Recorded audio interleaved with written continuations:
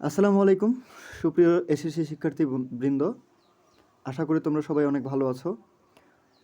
প্রতিদিনের মতো আজকেও নতুন একটি ভিডিও নিয়ে চলে এসেছি তোমাদের মাঝে। আজকের ভিডিওটি কিন্তু অনেক বেশি তথ্যবহুল হতে চলেছে।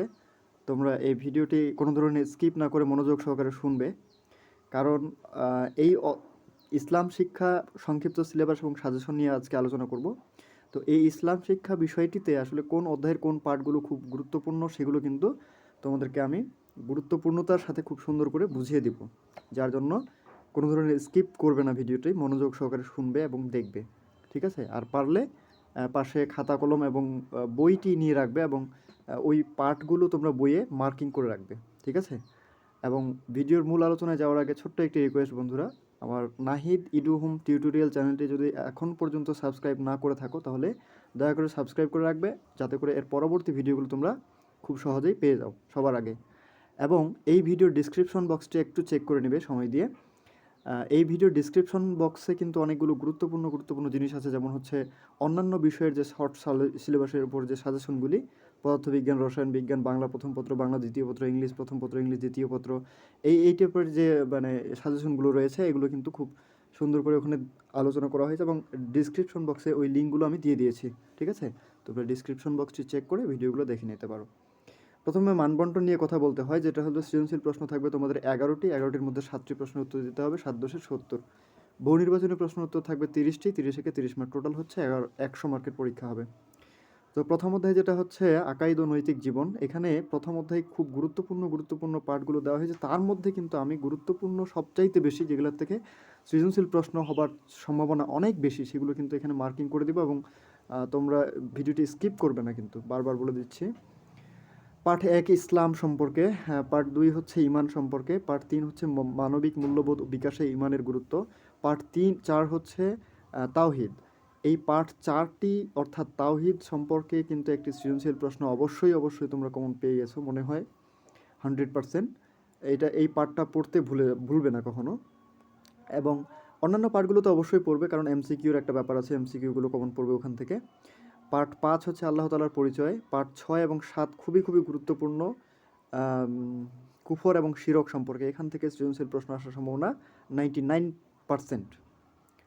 তারপরে পার্ট 13 হচ্ছে আখিরাত, পার্ট 14 হচ্ছে আখিরাতের কয়েকটি স্তর, পার্ট 15 হচ্ছে সৎকর্মশীল ও নৈতিক জীবন। এই ছিল তোমাদের প্রথম অধ্যায়ের আলোচনা। এরপরে শরীয়তের দ্বিতীয় অধ্যায়, শরীয়তের উৎস।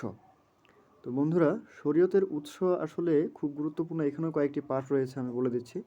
পার্ট 1 হচ্ছে শরীয়ত, পার্ট 2 হচ্ছে শরীয়তের প্রথম উৎস কুরআন, পার্ট 3 হচ্ছে আল কোরআন সংরক্ষণ ও সংকলন, পার্ট 4 হচ্ছে মক্কি ও মাদানী সূরা, পার্ট 5 হচ্ছে সূরা আল ইনশিরা, পার্ট 8 হচ্ছে সূরা আল ইনশিরা, পার্ট 9 হচ্ছে সূরা আত-তিন, পার্ট 10 হচ্ছে সূরা মাউন, পার্ট 11 হচ্ছে শরীয়তের দ্বিতীয় উৎস সুন্নাহ। তারপরে পার্ট 12 হচ্ছে হাদিস 1 নিয়ত সম্পর্কিত হাদিস, পার্ট 13 হচ্ছে হাদিস 2 ইসলামের ভিত্তি সম্পর্কিত হাদিস, পার্ট 15 হচ্ছে হাদিস 4 বৃক্ষরোপণ সম্পর্কিত হাদিস, পার্ট 16 হচ্ছে মানব প্রেম ও সৃষ্টির সেবা সম্পর্কিত হাদিস, পার্ট 21 হচ্ছে হাদিস 10 যেটা হলো জিকির সম্পর্কিত হাদিস, পার্ট 24 হচ্ছে শরীয়তের আহকাম সংক্রান্ত পরিভাষা। এই ছিল তোমাদের দ্বিতীয় অধ্যায়ের পার্টগুলি, এবং এইগুলোর মধ্যে আরও একটু আমি মার্কিং করে দিচ্ছি। যেমন হচ্ছে আল কোরআন সংরক্ষণ ও সংকলন, এটি কিন্তু খুব গুরুত্বপূর্ণ এবং হচ্ছে শরীয়তের প্রথম উৎস কোরআন। এখান থেকে কিন্তু এই দুইটি পার্ট থেকে অর্থাৎ 1-2 থেকে তোমরা সৃজনশীল একটা কমন পেয়ে যেতে পারো, 99% সম্ভাবনা রয়েছে এটা। তারপরে যেটা হচ্ছে শরীয়তের দ্বিতীয় উৎস হচ্ছে সুন্নাহ, এখান থেকে কিন্তু একটা সৃজনশীল প্রশ্ন থাকবে।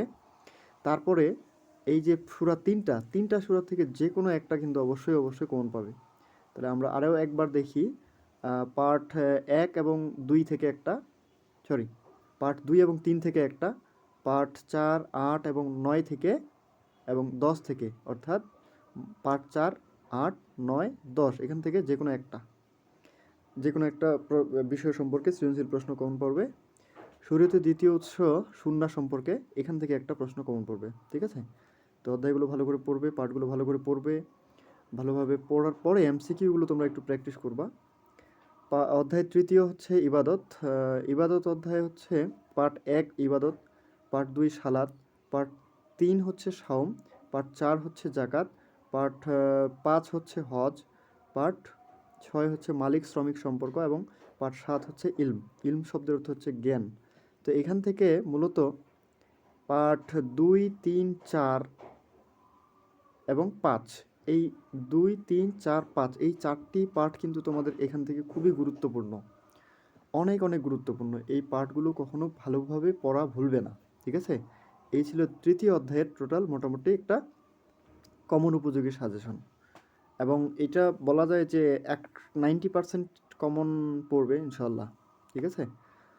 পার্ট চতুর্থ অধ্যায় হচ্ছে আখলাক সম্পর্কে, পার্ট 1 হচ্ছে আখলাকে হামিদা, পার্ট 2 হচ্ছে তাকওয়া, পার্ট 3 হচ্ছে ওয়াদা পালন, পার্ট 4 হচ্ছে সত্যবাদিতা, পার্ট 5 হচ্ছে শালীনতা, পার্ট 6 হচ্ছে আমানত, পার্ট 7 হচ্ছে মানবপ্রেম, পার্ট 12 হচ্ছে পরিচ্ছন্নতা, পার্ট 17 হচ্ছে প্রতারণা, পার্ট 18 হচ্ছে গীবত, পার্ট 19 হচ্ছে হিংসা, পার্ট 20 হলো ফিতনা ফাসাদ এবং পার্ট 21 কর্মবিমুখতা, পার্ট 22 হচ্ছে সুদ ও ঘুষ। তো আমি শেষ থেকে শুরু করি। পার্ট 22-এর যে সুদ এবং ঘুষ, এটি কিন্তু খুবই গুরুত্বপূর্ণ সৃজনশীলের জন্য। তারপরে রয়েছে এখানে পার্ট 18 এবং 19 হিংসা এবং গীবত সম্পর্কে, এবং এখানে আরেকটা অংশ হচ্ছে পার্ট 2 তাকওয়া, ওয়াদা পালন এবং শালীনতা। এই তাকওয়া, ওয়াদা পালন এবং শালীনতা অধ্যায়গুলো পার্টগুলো তোমরা ভালোভাবে পড়বে। চতুর্থ অধ্যায়ের জন্য এইটাই কিন্তু সাজেশন, ঠিক আছে? এবং অন্যান্য পার্টগুলো তোমরা পড়বে, কারণ যে এমসিকিউ কিন্তু অন্যান্য পার্টগুলো থেকে তো অবশ্যই আসবে। আমি কিন্তু সৃজনশীলের পার্টগুলো তোমাদেরকে বলে দিচ্ছি। এরপরে পঞ্চম অধ্যায় আদর্শ জীবন চরিত। এখান থেকে হজরত মুহাম্মদ সাল্লাল্লাহু আলাইহি ওয়াসাল্লাম জীবনী পার্ট 1 থেকে 5 পর্যন্ত, এই যে 1 থেকে পার্ট 5 পর্যন্ত, এখান থেকে অবশ্যই অবশ্যই একটা সৃজনশীল প্রশ্ন কমন পড়বে। হজরত মুহাম্মদ সাল্লাল্লাহু আলাইহি ওয়াসাল্লাম এর জীবনী পার্ট 1 থেকে 5 পর্যন্ত, আমি পার্টগুলোর নাম উল্লেখ করিনি এখানে, তোমরা একটু বইয়ে দেখে নেবে, এবং এই 1 থেকে 5 পর্যন্ত পাঠের যে কোনো একটা সৃজনশীল প্রশ্ন অবশ্যই কমন পড়বে। তারপরে আসলো হজরত আবু বকর রাদিয়াল্লাহু এবং হচ্ছে হজরত ওমর রাদিয়াল্লাহু, এই দুইটা থেকে অবশ্যই একটা আসবে কমন, ঠিক আছে? তো অধ্যায় পঞ্চম থেকে কিন্তু তোমাদের 2টি প্রশ্ন অবশ্যই অবশ্যই কমন পড়ে যাবে। এই ছিল তোমাদের আজকের ইসলাম শিক্ষা বিষয়ের জন্য সংক্ষিপ্ত সিলেবাস এবং সাজেশন। তো শিক্ষার্থী বন্ধুরা, এর পরবর্তী ভিডিওর জন্য তৈরি থাকবে। রিসেন্টলি তোমাদের এর পরবর্তী ভিডিও আপলোড করা হবে, এবং এই জন্য ভিডিওগুলো পাওয়ার জন্য তোমাদেরকে ছোট্ট একটি কাজ করতে হবে বন্ধুরা। আবারও বলি, চ্যানেলটি শুধু সাবস্ক্রাইব করে রাখবে, ঠিক আছে? এবং এই ভিডিওর ডিসক্রিপশন বক্সে যে অন্যান্য সাজেশনগুলোর লিঙ্কগুলো দেওয়া আছে, ওগুলো তোমরা একটু দেখে নিবে, যাতে করে তোমাদের পরীক্ষা ভালো মতো দিতে পারো। এই বলে আমি আমার আজকের আলোচনা শেষ করছি। আসসালামু আলাইকুম।